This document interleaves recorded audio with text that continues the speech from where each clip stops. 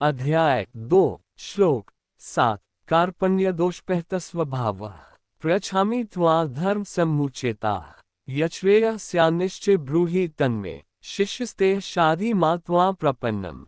7 अनुवाद। अब मैं अपनी कृपण दुर्बलता के कारण अपना कर्तव्य भूल गया हूँ और सारा धैर्य खो चुका हूँ। ऐसी अवस्था में मैं आपसे पूछ रहा हूँ कि जो मेरे लिए श्रेयस्कर हो उसे निश्चित रूप से बताएं। अब मैं आपका शिष्य हूँ और आपका शरणागत हूँ। कृपया मुझे उपदेश दें। तात्पर्य, ये प्राकृतिक नियम है कि भौतिक कार्यकलाप की प्रणाली ही हर एक के लिए चिंता का कारण है। पग पग पर उलझन मिलती है, अतः प्रामाणिक गुरु के पास जाना आवश्यक है, जो जीवन के उद्देश्य को पूरा करने के लिए समुचित पथ निर्देश दे सके। समग्र वैदिक ग्रंथ हमें यह उपदेश देते हैं कि जीवन की अनचाही उलझनों से मुक्त होने के लिए प्रामाणिक गुरु के पास जाना चाहिए। ये उलझनें उस दावाग्नि के समान हैं जो किसी के द्वारा लगाए बिना भभक उठती हैं। इसी प्रकार विश्व की स्थिति ऐसी है कि बिना चाहे जीवन की उलझनें स्वतः उत्पन्न हो जाती हैं। कोई नहीं चाहता कि आग लगे, किंतु फिर भी वह लगती है और हम अत्यधिक व्याकुल हो उठते हैं। अतः वैदिक वाङ्मय उपदेश देता है कि जीवन की उलझनों को समझने तथा उनका समाधान करने के लिए हमें परंपरागत गुरु के पास जाना चाहिए। जिस व्यक्ति का प्रामाणिक गुरु होता है वह सब कुछ जानता है। अतः मनुष्य को भौतिक उलझनों में न रहकर गुरु के पास जाना चाहिए। यही इस श्लोक का तात्पर्य है। आखिर भौतिक उलझनों में कौन सा व्यक्ति पड़ता है? वह जो जीवन की समस्याओं को नहीं समझता।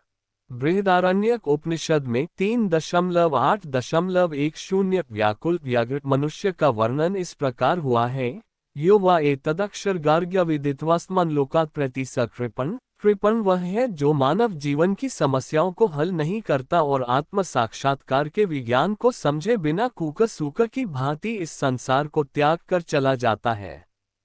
जीव के लिए यह मनुष्य जीवन अत्यंत मूल्यवान निधि है, जिसका उपयोग वह अपने जीवन की समस्याओं को हल करने में कर सकता है। अतः जो इस अवसर का लाभ नहीं उठाता वह कृपण है।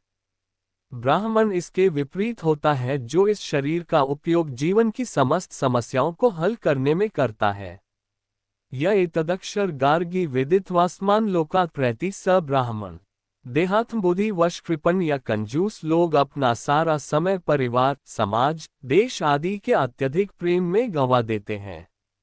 मनुष्य प्रायः चर्मरोग के आधार पर अपने पारिवारिक जीवन अर्थात पत्नी, बच्चों तथा परिजनों में आसक्त रहता है।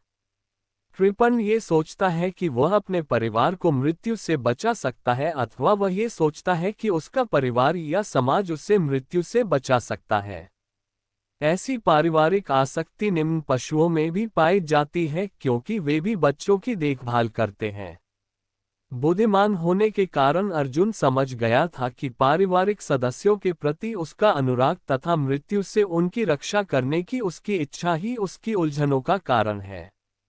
यद्यपि वह समझ रहा था कि युद्ध करने का कर्तव्य उसकी प्रतीक्षा कर रहा था, किंतु कृपण दुर्बलता कार्पण्य दोष के कारण वह अपना कर्तव्य नहीं निभा रहा था।